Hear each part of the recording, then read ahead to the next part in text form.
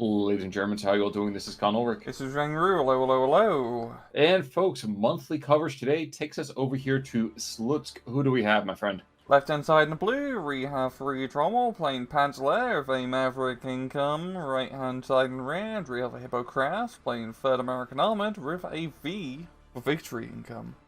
You know, I feel like Third Armored is one of the few people that a V for victory income is a viable strategy. I mean, there are divisions that you can definitely take it, but it's not super strong. But Third, I kind of feel like very somehow skirts by that. You know what I mean? Yeah, it's not too bad, because especially you definitely want that C phase income for Third Armored, because it is all about tank spam.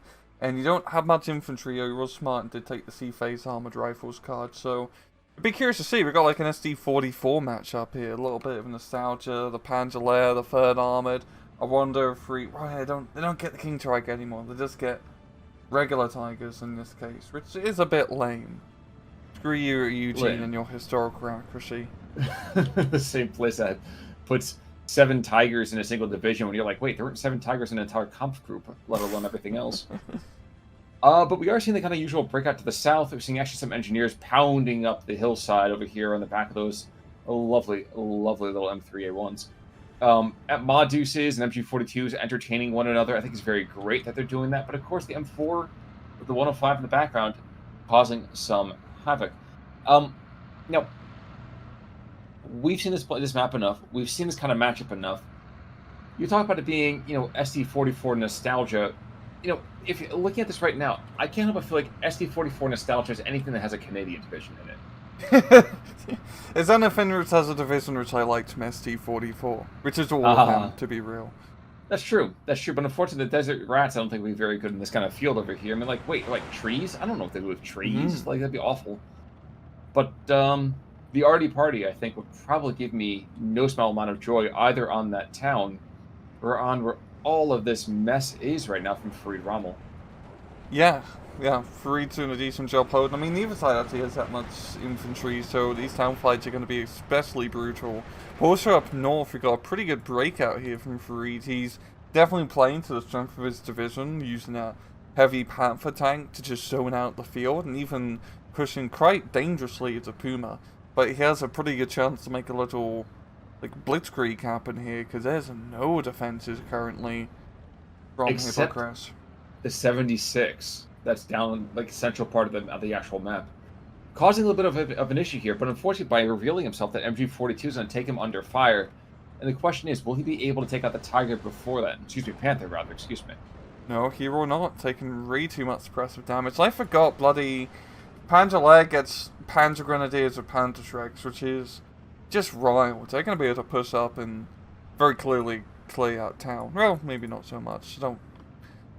GrenShrecks doesn't really... You can't shoot against infantry. Kind of sucks. But the GrenShrecks squads are still beefy as all get out. The other thing I like here too is that we're getting kind of bounding, not Overwatch, we're getting bounding deployment. IG-18s, yes, they're out in the open, so very, very limited defensive opportunities here. But they'll be able to zone out so much as it comes down. And with the softball rounds that they can kind of lob downrange, the light skin half-tracks are zoned for right now. Yeah, this is just a very effective use of fire support, even bringing out a mortar half-track, which I love to see. And you're seeing now Hypo is bringing in the emergency defenses. He's got the Jumbo, which is a pretty... It's not a good counter against the Panther, but it can slow it down if it's rather boisterous army, you could say, as well as the 76mm gun, which may have a chance to get a side shot. Another thing wasn't it? I was looking at B, since we have the whole idea of V for victory.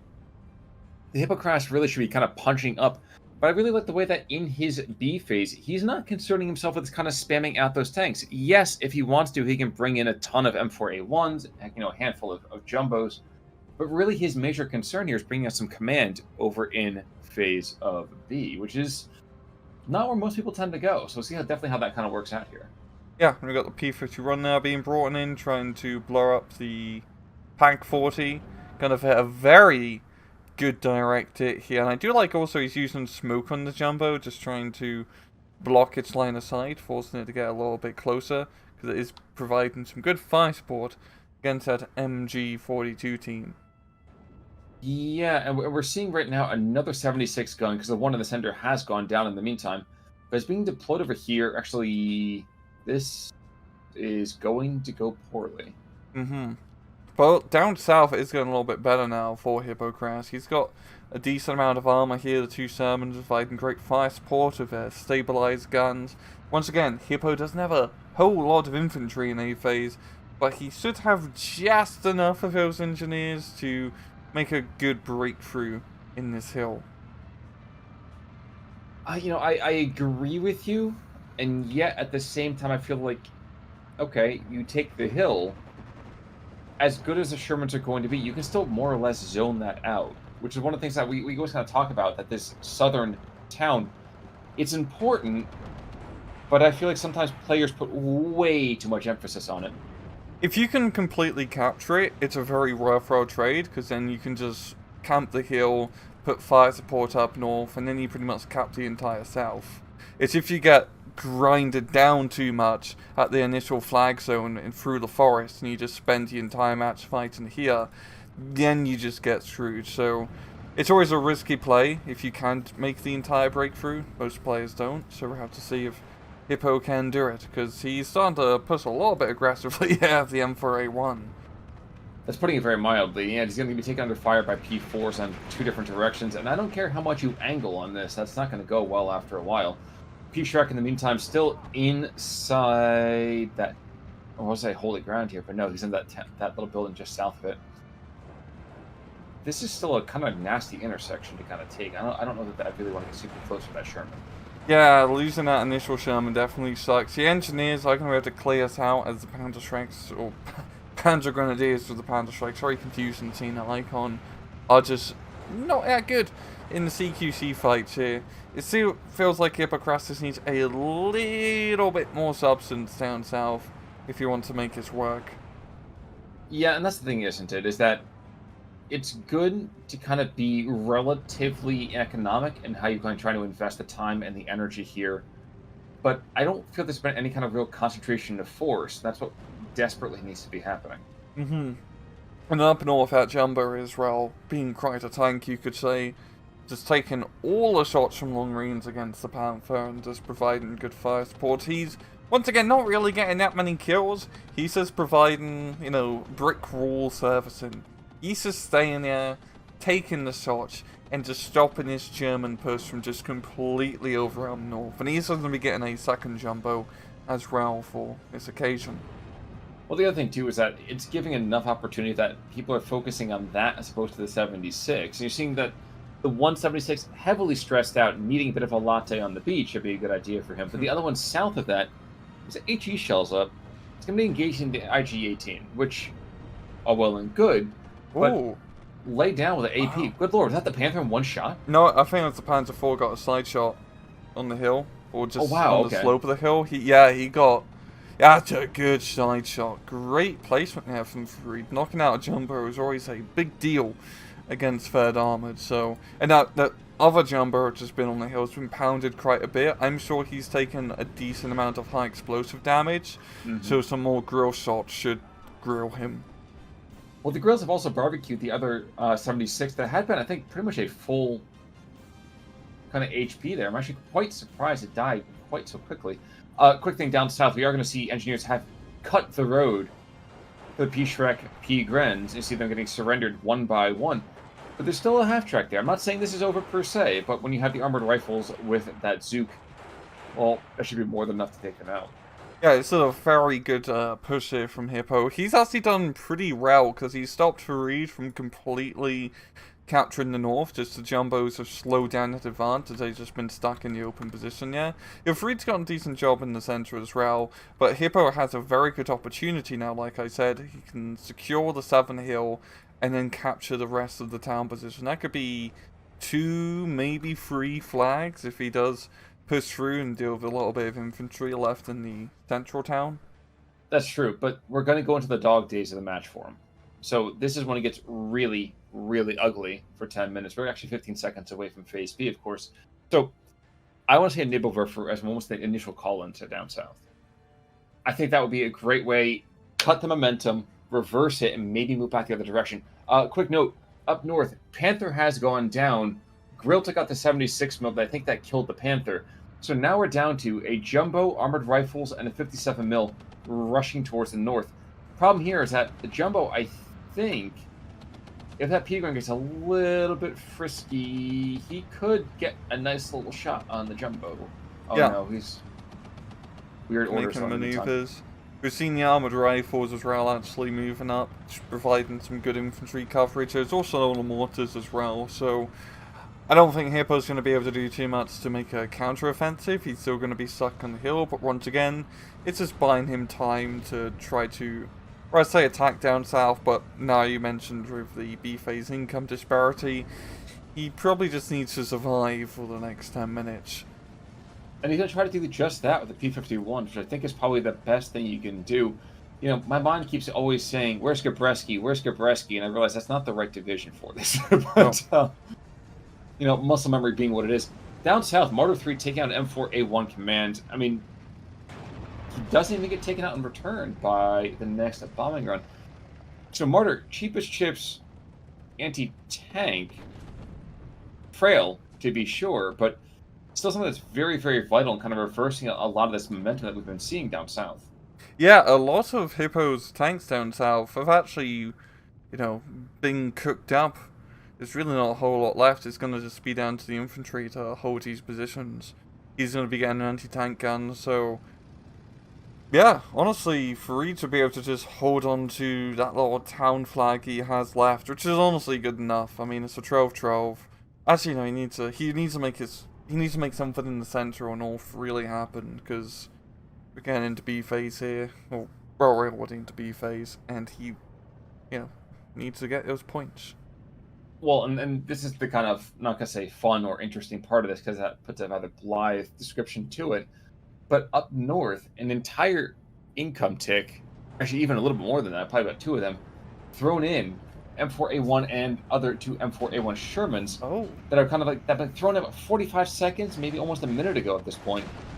And, oof, 57 mil is going to go and take out one of those scout cars. Puma might be able to get shots on the jumbo. Nope, never mind. Don't see some like Kelly's Hero stuff with the Shermans just coming out of nowhere and flanking the Germans. Yeah, but it doesn't come without cost. I mean, we are going to see now 105, so it becomes not really Hobart's moment here, but we're seeing Hobart-like Sherman, deployment as everything comes to the northern side.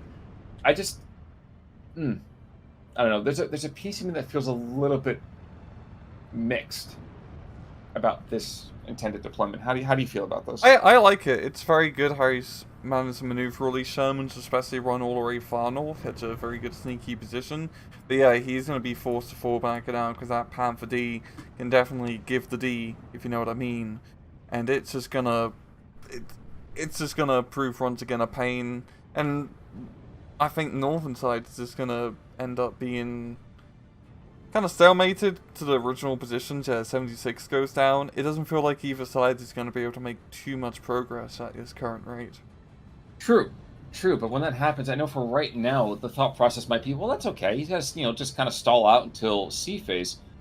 But stalling out until C phase at this bleed still requires you to then be able to reverse that.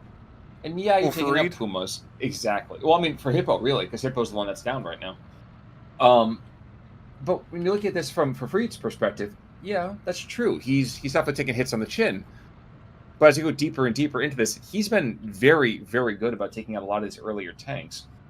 If he can keep a lot of these 76 mils at arm's length, then I don't know. I think he's definitely got something going here. Yeah, but Farid needs to get a +2 right now. We're almost halfway into B phase, and he's getting good trades here and there, but he's not getting that much territory. And he needs to just, like the initial push up north, he needs maybe to make something happen in the center here to try to flank around this hill. Instead, he is getting a yanked Panzer forward. He's got a good Focke-Wulf strike. I should be able to finish off the 76. If he can also just finish off that jumper, it should be so close to being dead by now. There we go, transmission damage. He should be able to just get the 150 mil shot on and maybe finish off that tank. Well, here's the other thing, too. So down south, he's actually pushed back and taken a good chunk of that hillside. It's at 15. There's that bleed. And here's why. P-Gren squad behind enemy lines. He's not going to keep this for too long. But anybody going overland is going to really eat it. and any vehicle coming along that pathway, similarly kind of just, let's say, having it in a spot of bother here. Oh, that's a sneaky position. I like that quite a lot. Exactly. Yeah, the flamethrower taking quite a bit of damage. And that's honestly, I mean, Panzer isn't super competitive by any means. There is so many divisions, it's hard to keep track of which ones are good or not at this stage. But they are very cost effective for 30 points for having 2 MG42s and the GrenShrek. You could say they're really the pinnacle of tank technology. Yeah, a fair way to put it. Another Sherman going down, so we have the M4A3-105 in retreat. Yeah, an armor rifle squad or two. That's really, really cute. He's being brought in to try to pick off that P-Gren. But that still means that another flag is going to get picked up. Mm-hmm. So Yeah. the north... Yeah, please, yeah. No, Farid has gotten, like, a really good trade here. Like, he's got a good momentum now up north. The Agpants are actually pushing up onto the Jumbo. The Jumbo can't really maneuver much, and it really needs that maneuver to be able to get out of sticky situations. If Farid can just keep us up and not die to a bunch of 76 mils, which I'm surprised aren't being spammed out, he should do pretty good here. The thing is, you're going to spam at 76 to the north? Well, that's fine. You might engage the Panther, and you might kill it in one shot, but if you don't, there's a grill right there to put suppression. Heck, there's the SDKF quad, flak Vierling. You have the Beobacter to actually get you some radio back to the mortar. The mortar track is not full, but he's full enough. Probably the best thing that's still happening here is there's a recon keeping eyes on all of this as it kind of rolls from west to east. Oh yeah, one dude in the windmill. I wasn't even thinking about him. I was thinking further northeast from Oh, that. oh that guy. Jagdpanzer, in the meantime, starts to engage. He will probably just plank that Jumbo to death. Mm-hmm. But realizing he's probably not going to be able to do it too easily, destroys the half-track first. Gonna go for the easy targets for the XP. Exactly. You got to club a seal or two before you do that. Mm-hmm. But no. Yeah, please. No, that's just very effective for Farid. Like, it's exactly what he needs, especially coming towards the end of B phase here. But that -2, if he establishes a couple of lines of defense here, down south, he's just throwing infantry into that town. Does it mean he's controlling it? Absolutely not. But he's controlling everything that's important, which is going to require Hypo to try to dig him out. It's going to be that whole kind of like, there's a splinter, and you're trying to dig at it, but he doesn't have the time to do that if he's bleeding at a -2. Mm-hmm. And then the M4's doing his best to just hold position. The Martyr's actually getting in a bit cheeky up close and personal. We'll see who get the first shot off in this sort of engagement. Looks like it's going to be the murder. Wow. Oof. Oh, wow. That is not what you expect to see, but... Stabilizers, Khan. Stabilizers. The martyr wasn't moving. The Sherman was. Yeah. You have stabilizers. The other guy takes a -2 to his hit roll. And that's fine. I mean, in the meantime, though, we do see a GMC down south, so some of the infantry is still getting aggressive, but it's not going to be enough. We're seeing the engineers trying to be plucky, trying to move forward. They're going to get pinned down in a second. Northern side, you see Command Stewart, Sherman, 76 mils. They can't get aggressive either because now, again, look, we have this weird kind of tank park of the Grill, the Martyr, the Panther, and the mortar track. Oh, no, yeah, by the way, the SDKFZ's moving in that area as well. The Risk of Oz. It is. I don't know which one needs courage, but I'm pretty sure it's going to be the SDKFZ. Yes! He's booking it down. If Rommel can just get one more flag, getting that +3 would pretty much put him in a very good position. There's not many areas where you can easily get that extra flag, unfortunately for him. Maybe up north is his best bet, but still, he doesn't want to get over-aggressive because he's not going to be getting many more reinforcements in a minute. That's true, but I think if you look at it overall, he's got a ton on the map as is. Verbal Vin coming on in, and I have to tell you again, it doesn't matter how many years it's been since I've played that stupid game. Code 2, the Verbal Vin will always have a soft spot in my heart. Mm-hmm. World War II Shilka. It's so good. It's just so ridiculous. But in any case, I'm sorry, so we're to phase C. More airplanes. What are we going to be expecting to see? If you're Hypo, where do you attack? Oof. Maybe, I don't know, maybe try to stabilize down south again, get the tank and infantry spam, you got all his armored rifles, and then just try to get back to a trove and let attrition do its thing. But at the same time, Hypo has not traded well in B phase, and that B phase trading can really make and break divisions here, as we usually see. So it's gonna be tough for him. We'll have to see how well he does. That does seem pretty fair.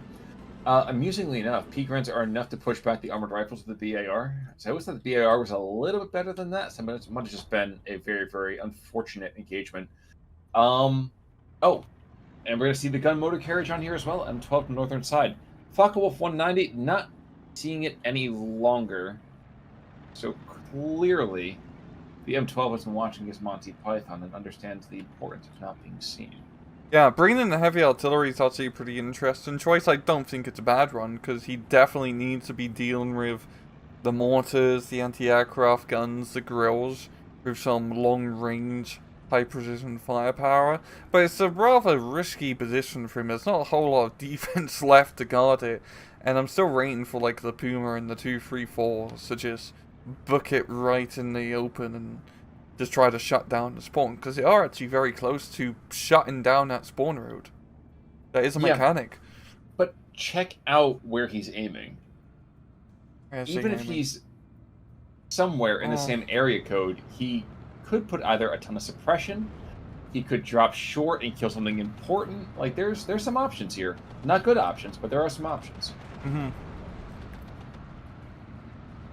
But you can kill the anti-air, and that's honestly knocking out the anti-air is his priority, because then you can bring in his own aircraft. Or actually, he only has like the one P-51 card, only 2 of him.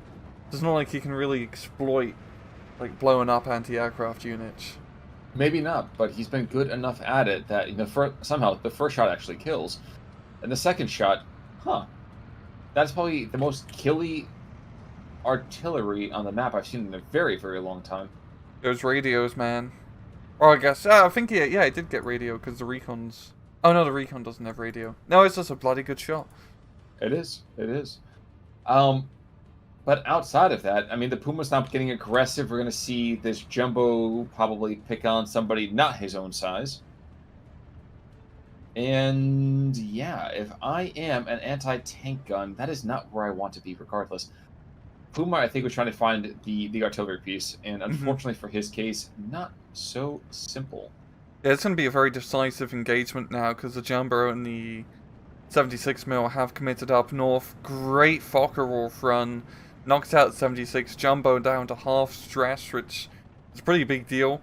We've seen the smoke once again. Very funny actually seeing smoke being used in an offensive raid to block enemy field of fire, rather than what you see of most people, especially in Wargame, of using it to cover your own tanks so they can reverse into it.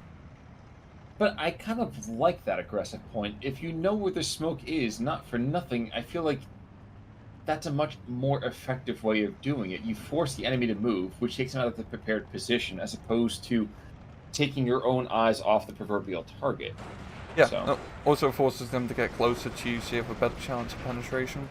Exactly. Although with an 88 mils of penetration, I mean, like you said, that's a lot of penetration. Oh, he's going to be able to flip another flag here. Just getting the run up north of those Panzer GrenShrecks. Very good positioning. I'm just looking quickly at the rest of the map. Yeah, Farid he's still got momentum down south. There's really only 3 units left here from Hypo, and Farid can just push through. Like, even with the poor income, he's not really feeling the pressures of it yet, because he has traded so effectively in B phase.